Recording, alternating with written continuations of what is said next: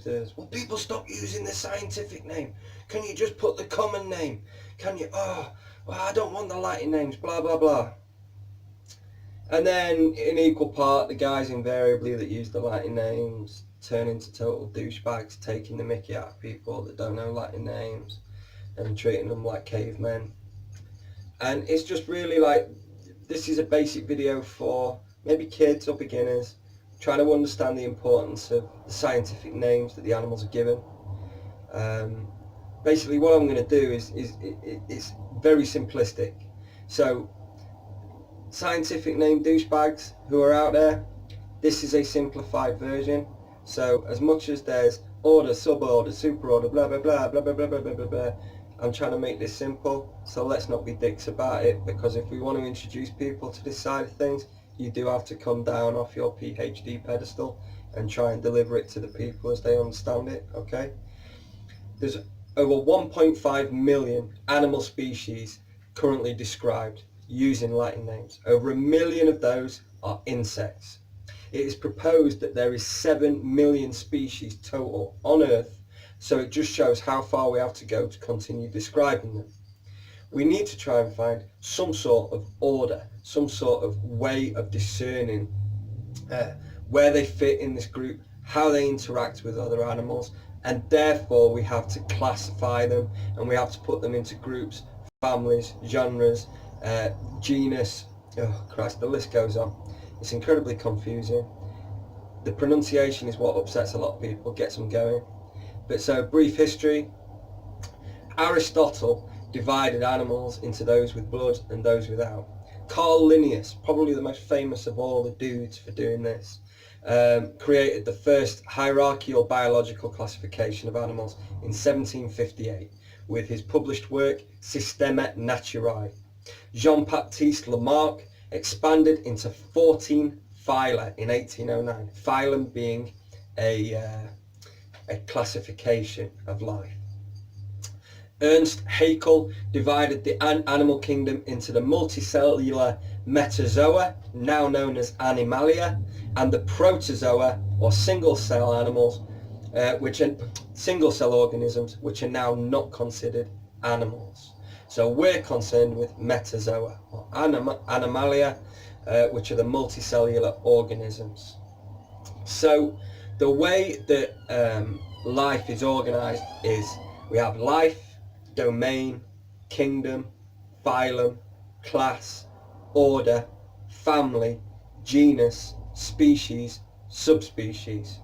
And as I mentioned, the smarty pants out there will also tell you that there will be clades and suborders and superfamilies and all this sort of stuff, trying to be clever. But what we're going to do is just leave them out because it complicates things, and we're just going to try and keep it simple to begin with. Such as this beautiful guy here, which is a Brooks king snake.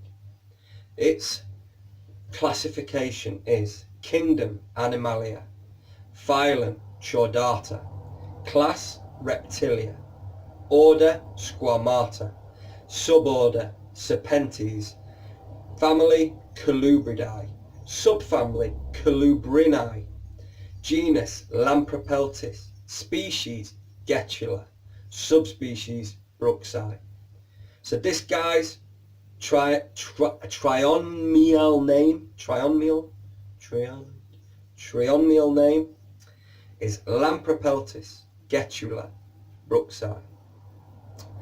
The binomial name is Lampropeltis Getula. The problem is that Lampropeltis Getula then includes chain kings, Florida kings, Brooks kings, Mexican black kings, Baja kings, speckled kings, and Californian kings. A huge group. Too big, too varied. So what we're going to do is we're going to split them into subspecies. The nominate form being the repetition of the species name. So Lampropeltis Getula is the eastern chain king, the nominate form. Then the subspecies are organised thus: Lampropeltis Getula Brooksii, Lampropeltis Getula floridiana, Lampropeltis Getula California, Lampropeltis Getula nigrita, Lampropeltis Getula holbrooki, The list goes on. Elampropeltis getula. So that's the way that we organise them. You see, the people in the professional realm, or those that potentially have taken their hobby to a more scientific level or are reading at a higher level, which are usually the guys that are being arses on the groups. We need it, or we use it because stock lists that we get maybe from European dealers, we need a universal language that we all understand. The same can be said for attending the European shows, whether that be at Houghton or at Ham. If I'm talking to a Japanese guy or a Chinese guy or whatever, I can speak the scientific name or Latin name, and they know what I mean.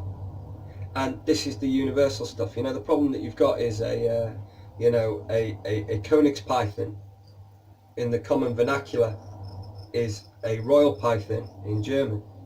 But if someone walked up to you and said a Konig's python, you'd be like, what? What are you on about? This is kind of the point.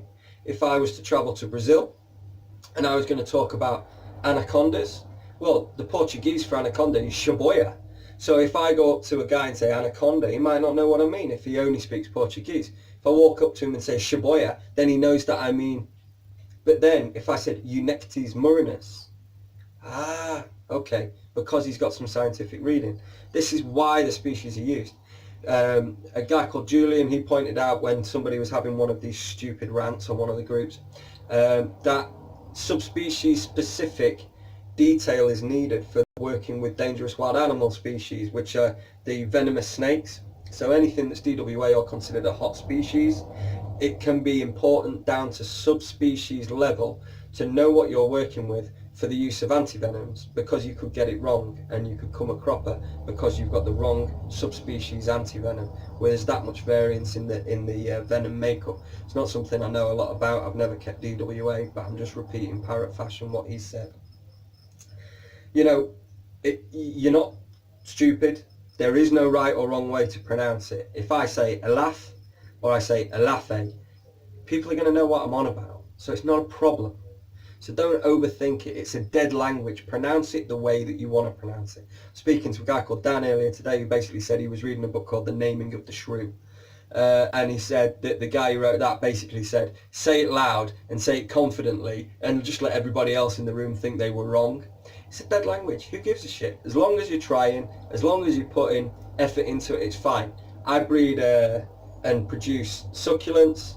I have one called Echeveria agavoides. But then I went to a cactus meeting, a society meeting, and this guy says agavoides. Well, I say agavoides, but he says agavoides. I don't care who's right or wrong. I knew exactly what he meant. That's all that matters. So, you know, don't get so frustrated by Latin names, scientific names. You start reading at a certain level, the scientific names come into it. I think they're cool. I've tried to keep up with them. The taxonomists do like to mess about and they rename stuff, reclassify things.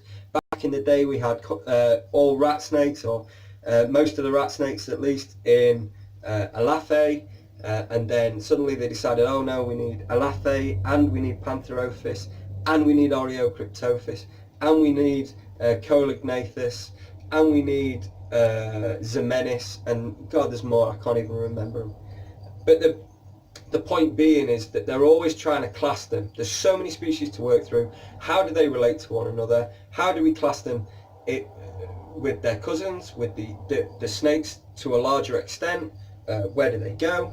And obviously then we're working with Sauria is lizards. So instead of Serpentes or serpents, you're working with Sauria for lizards. So this is how the classes are formed. Don't be scared of it. Don't be scared of the science. It isn't as scary as you think. There's no right or wrong way to pronounce it. It's just something else that you can learn and pick up. The guys that do know Latin names, don't be dicks, man. Don't be dicks. It's okay for people to maybe not know the Latin names. But, you know, rather than saying, can someone put a common name? You know, there is this thing called Google. Type it in and work it out. You've learned something. That's cool. You've actually developed your knowledge. That's not a bad thing, and not something to shy away from, either from laziness or just being so sort of passive. Well, I'm not bothered whether. Well, just learn. It's fun to learn. This is a fun species. This is a hobby. Let's learn everything we can learn. You kids, Don't just rest with the common names. Start looking at the Latin names. Start trying to break them up and learn how to pronounce them. You'd be amazed how many have got meanings.